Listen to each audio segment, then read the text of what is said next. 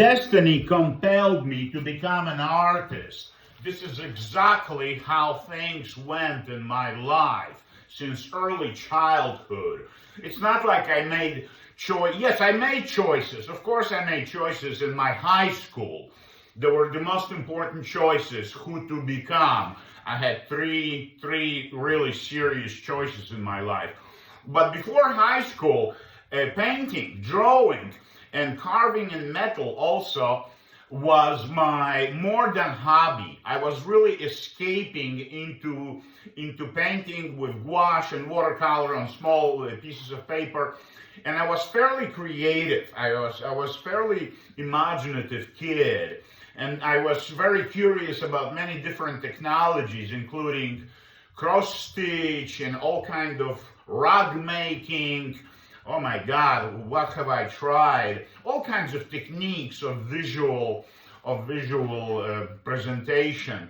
When I was 12, I was in Poland and I pulled out a piece of cloth, and those oil paints I stole in the garage when I was 10 years old in Russia, the whole set of oil paints. And when I opened them, I was 10 years old, smelled them, I became fascinated by the smell of linseed oil. It's just so beautiful and so addictive. I can sleep with it. You understand? To me, it's just another dimension of beauty and organic existence. Linseed oil.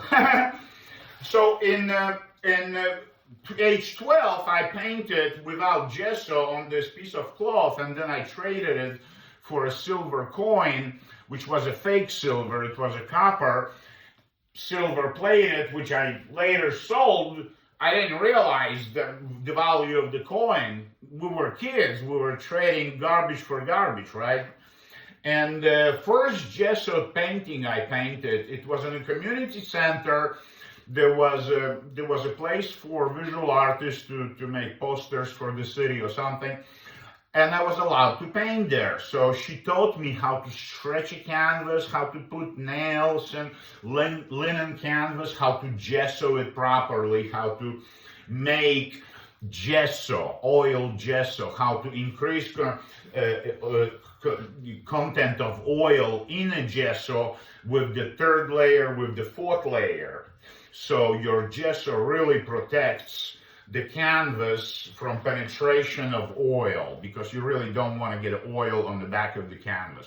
With acrylic, it's different. You understand? Acrylic, it's not oil. It's not going to stiffen the canvas and allow mold to grow on the canvas, because that's what happens when oil gets on the back of the canvas. So first 10 years before coming to the United States, I was painting oils. And I received a very good education from a private tutor in high school, culinary high school. Out of all the high schools, my parents forced me to have a practical skill by age 18, and at the same time get a high school diploma. If smart enough, only 30% of the society in Poland had high school diplomas, which was your free meal ticket to university, because higher education universities were free. More than that, if you're from poor family, they give you a little stipend. And if you're a super kid like me, you get a ministry stipend. Ministry of Culture gave me an additional stipend for 2 years in Warsaw at Academy of Visual Arts. But in high school, it was my whole enterprise with those paintings. I got into high school as a winner of gold medalist International Olympics of Russian language. Poland insisted that I represent Poland. It was a scam. It was a scam. Represent Poland in International Olympiad of Russian language in Moscow for 2 weeks. I had so much fun for 2 weeks. I met kids from all over the world, Africa, Mongolia, United States. They barely spoke Russian. Of course I won a gold medal. I'm goddamn Russian, right? So when I came back, I became a celebrity. Here's this 15-year-old kid on the cover of magazines, interviewed by TVs, in linguistics. Okay, and there I developed passion for linguistics, and some people paid attention to my skills, because throughout high school I participated on performance on stage, one actor performance, 20 minutes, half an hour, reciting poetry and prose. So basically once a week, twice a month, I went to local theater for private tutoring classes. A professional actor was giving to young people like myself, who most of them were really engaged in it and they really wanted to become actors. I didn't want to become an actor, I just wanted to win those competitions 4 years in a row in Poland on stage as a young actor, reading poetry, behaving fucking wild, just like I'm waving my hands right here, right now, you understand? So that's why I'm so skillful in presentation and acting and making many different voices. Well, voices, I don't make many voices. I have strategic, my schizo voice when I'm talking like schizophrenic. Then I have enlightened, timeless, immortal Gilgamesh voice. What else I have? I have ancient alien stellar navigation maps presentation voice when I'm talking about my fantasy, ancient alien, I don't have any here. So it's like a copper plate with navigation maps. I started doing it 10 years ago and everybody loves it. And they love the fucking story behind it, that in 1950s archaeological excavations in Mesopotamia, the great city of Ur, some volunteers, some students stole those artifacts. And those are metal plates like this. The soil layer was 5,000 years old, before civilization, before the city of Ur, before there was a temple of Ur. Those maps, those alien maps were deposited there. And we don't know the composition of the metal, we don't understand the star constellations. People love this shit. And I especially hammer them to make them look antique. And I copper them with green and purple, different patinas, you understand? Some of them are more shiny, some of them are less shiny. People love this shit. A lot of money, sells like this. What am I talking about? So, in high school, my principal talked to me and I say, I actually paint. Like the first week in high school, 14-year-old. And I paint paintings, so I showed him my paintings, my oil canvases. He says, let's exhibit them in the hallways, I'm so proud of you. So we started hanging my oil paintings. I had no place to store them, basically. I was sleeping in a dorm with 3 other boys in a room, and I was going to a studio at the beautiful art studio on the 2nd floor, windows from the floor to the ceiling, overview, beautiful tiny pond, lake from the German era. It's Eastern Prussia. The whole architecture is like Middle Ages. It's all these buildings. So you're living in a Disney world, basically. And I bought a property later. Also looks like a Disney palace shit. But I didn't have money to restore it, so I abandoned it when I immigrated to the United States.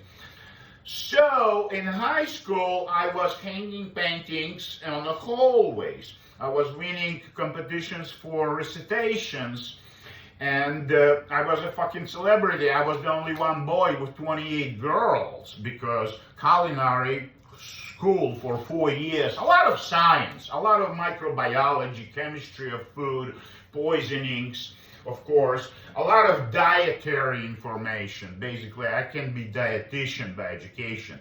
I can provide structured diet. I think about food in a chemical language. I don't call vegetables vegetables. I call them, the chemical composition they're made out of.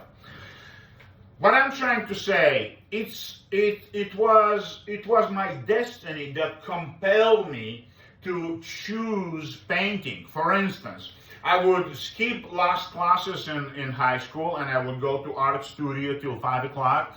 After 5 o'clock, after I run to karate, I was taking karate as well, or run to that theater to learn, or to develop my linguistic passion.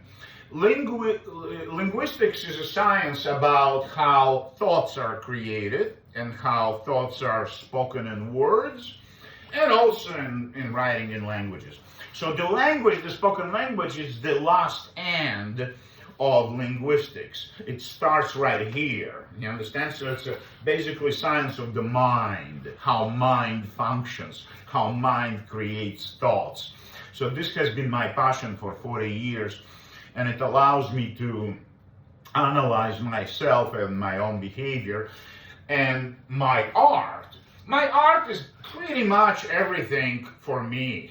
I can say the paint is in my blood. My blood is paint, and I have poetic videos about it.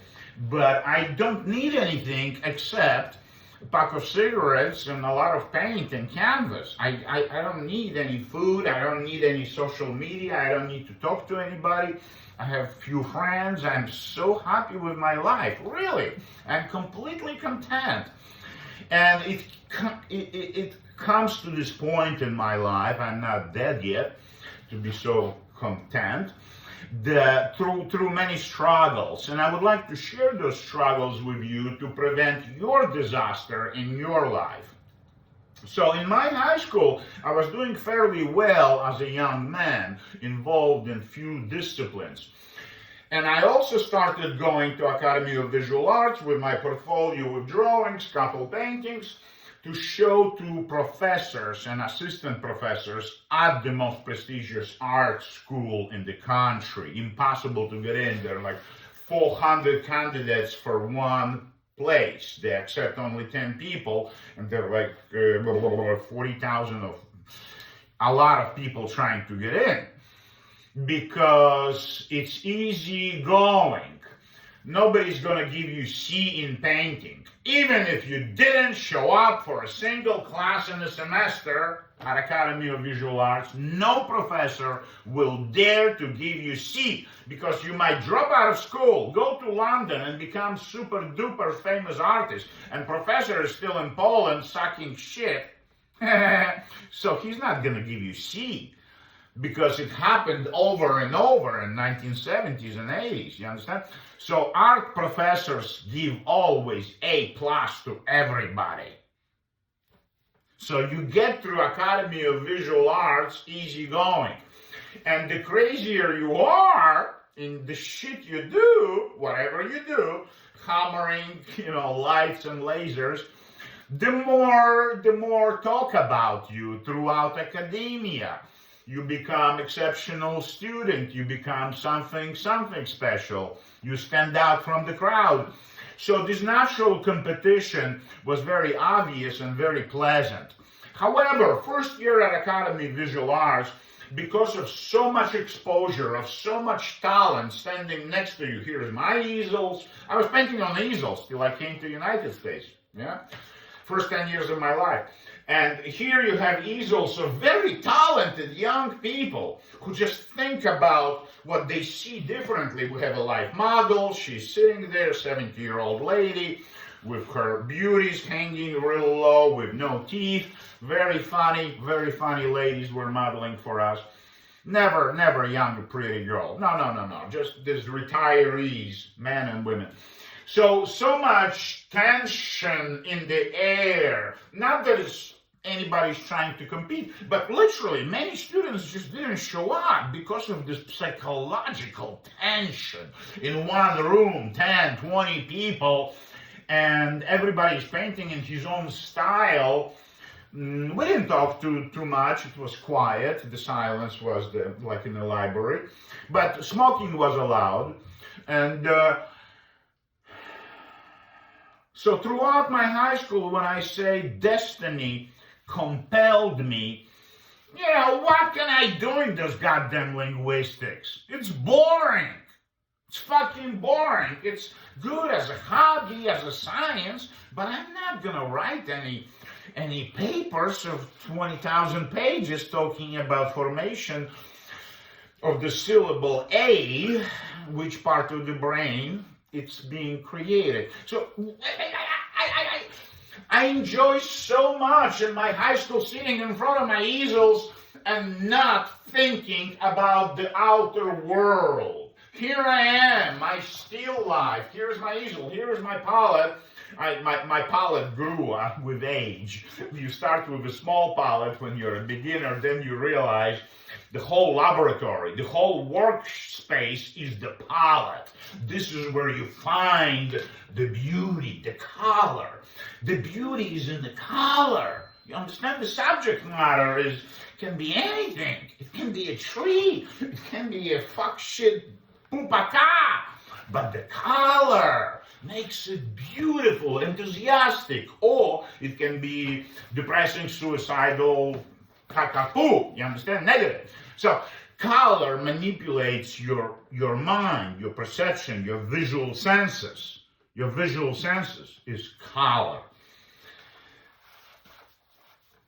I was compelled to become an artist by the forces of destiny. So the choices I made at the time, after 2 years in Poland, I had opportunity to go to Spain and get a Soviet scholarship to pay for it. I gave bribes, paintings to Russian diplomats 3 years earlier. I didn't realize they have to go back to Moscow and work at the ministry. So here they are, my friends, they owe me something. I gave them paintings for free at my reception at the embassy. I had a first show when I was 17 years old at the Russian embassy. They asked me if I have any inventory. I say, yeah. They say, well, the paintings from Moscow didn't arrive. We already announced the big reception internationally. All the politicians, all the diplomats of communist bloc are coming on Friday. How many paintings do you have? I say, I don't know, maybe 100. So they picked up all my paintings in high school, in the studio. They went to small town where my mother lives. I have a studio there. And that was 2 years before Academy of Visual Arts. 1 year, yeah. So the reception was such I never seen, with champagne, caviar, and there were also guests from the capitalist countries. So this German guy gives me 20 Deutschmarks, which was about $10 for a small landscape like this. It was huge money, okay? My mother was a high school teacher at the time, and she was making about $20 a month. So the $10 for the small landscape for a 17-year-old kid, it was 2 weeks' salary of a high school teacher. So, and then I realized these are very influential people, and my future probably will depend on these Russian diplomats that work at the embassy. So I started giving my landscapes and still lifes to the ambassador, assistant ambassador, every attaché. So I made friends. I didn't need those paintings because the director, the principal of high school, was giving me stipend to buy oil paints and canvas. I convinced him that I need money. Half of the salary of a high school teacher. The teachers protested. For 3 years I was getting this money, and they protested. How is this kid, student, is getting half of the salary of a high school teacher for hanging paintings on the... It doesn't matter. So I corrupted the system. The system was corrupt, but I corrupted it even more for my use, to be an artist. Not that I was riding taxis or anything. No, I lived a humble life in a dorm, sleeping in a dorm in a room with 4 other boys who are still friends. When one is in Germany, they're successful business people. So keep your friendships from high school, you know. You will go different ways, and when you meet 20 years later and you reflect, you will be amazed. You will be amazed where each other destiny took you, where you have been. So, my destiny is to create, to actually create process. But how can I secure every day 10 hours, 20 hours of creation, so I don't have to worry about paying rent next week, next month, and having paints next month, next week? How can I secure unlimited canvas, unlimited paint, just the way I like it? Just the way I set up my life when I was 17-year-old. I bribed the warehouse manager who write off truckload of oil artist paints. I gave him $250 and a case of vodka, which was more money than $250 at the time.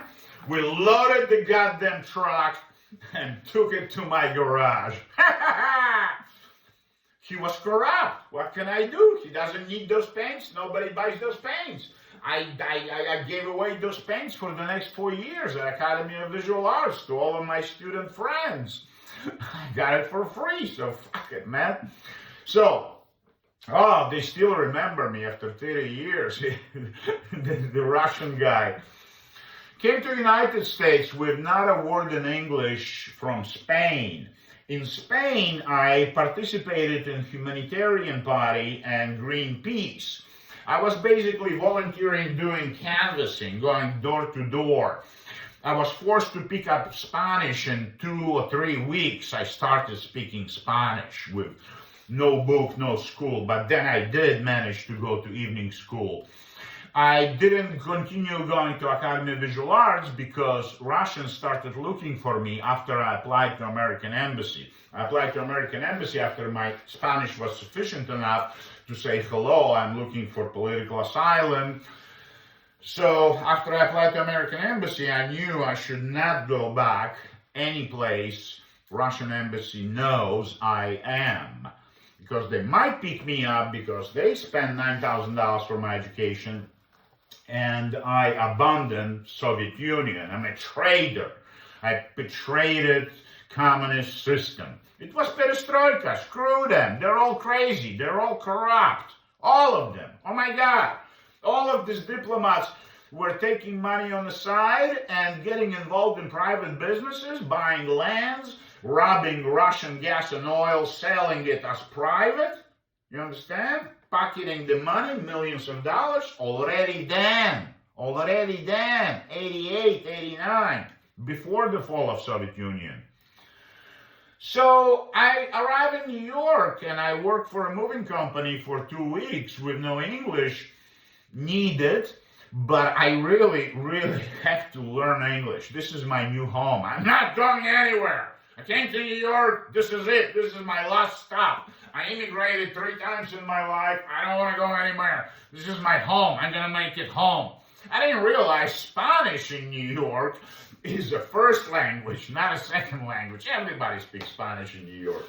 That was very helpful. But about a month or 2 months into New York stay, I started painting on T-shirts those crazy splashes like Jackson Pollock, and I started writing in Russian language with acrylic paint in Russian language. I love New York, Russia, CCCP, and they started selling on Saturdays and Sundays in Soho. A couple $100 to take home. Oh my God. I started still screening black and white Russian and English signs. Under influence of Keith Haring, I developed those little designs. The world is in my mind. There were many. There were about 40 designs similar to the world that is in my mind. Everybody's getting tattoos, which is good after 30 years. And then I evolved this business of Keith Haring designs. We're making okay money into Russian designs. It was perestroika, Gorbachev. That started to make a lot of money. But I didn't have time to paint anymore. I started painting with oils and acrylics. Then I completely abandoned oils and I continue painting acrylics. I make my own paints. I discovered a place called Guerra Paint in New York City. They sell you pigments, selection of 400 pigments. The most valuable substance in paint when you buy in tube, there is no more than 20% of a pigment. Otherwise, it would be very expensive. So out of this one little bottle of pigment, you can make 1 gallon of this particular orange or that, 400 pigments. I don't need 400 pigments. I can work with 7 or 8, but that gives me leisure of almost unlimited color palette. My color palette is big and I develop colors on the palette before I apply.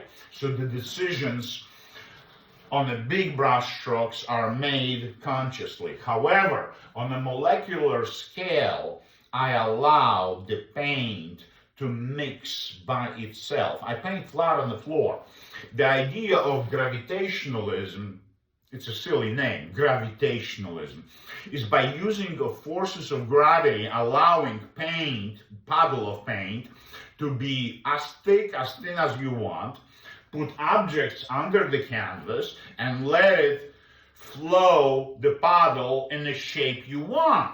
And if you want this puddle to have red hair, woman, you put red a little there. And if it's too thick, you take a spray, you spray it. If you want some elements sticking out from the puddle, you take a brush and work with the brush, the puddle expands. There are so many opportunities with this gravitationalism. From one hand, it's completely spontaneous by Mother Nature. From the other hand, I make decisions. I am controlling Mother Nature and gravitation forces to the extreme of my possibility, right? I control it. I can wipe it off if I don't like something, right? If there's element that I didn't anticipate, I wipe it off. And if it already dried up, I can simply paint it over. Oh my God, this is not a sculpture. It's awesome to be a creative person, because the beauty about creativity is the actual process of creativity. It's the actual sitting and thinking to myself, wow, what's an amazing color, so smooth and so soft. What would happen if I burn a hole in here? Or maybe 3 holes. Oh, wow, I can make a secret writing by burning holes in a fabric as if it was 10,000-year-old text. So the creative thinking sometimes materializes. It comes to a material conclusion. Would it be on paper? Would it be on canvas? Would it be some kind of variation of an idea? Variation of an idea. I'm sitting there and thinking, would it be interesting if the guy would be carrying his painting flat, because he's a gravitationalist, to put it aside so it dries in that area, so he can continue painting, as it happens to me, in the big area. Right? You understand? So, creating those variations, where the thoughts come to vision in the head, and vision from the head comes to existence. This is the greatest pleasure of creation. The time, the moment, the process, not the finished product. I don't care about finished product. I don't redo it anymore because there is nothing I would like to add at this time or change. Maybe a year from now I will be compelled to redo this. Maybe, I don't know what's going to happen next year. Hopefully my transformation, my process of evolution, self-evolution, by self-examination, there is no one in the world who can come to your studio and tell you, really, out of his heart, no, stop figures, continue your flowers. No one has the rights and logical senses to tell you those things. Even people who know you for 20 years, even your art dealer of 10 years, even your wife of 30 years, no one could allow himself to walk into your soul, to your studio with dirty feet, with their opinions. Your opinion is the infinite and the immortal for yourself. And this is the most important message I have to say.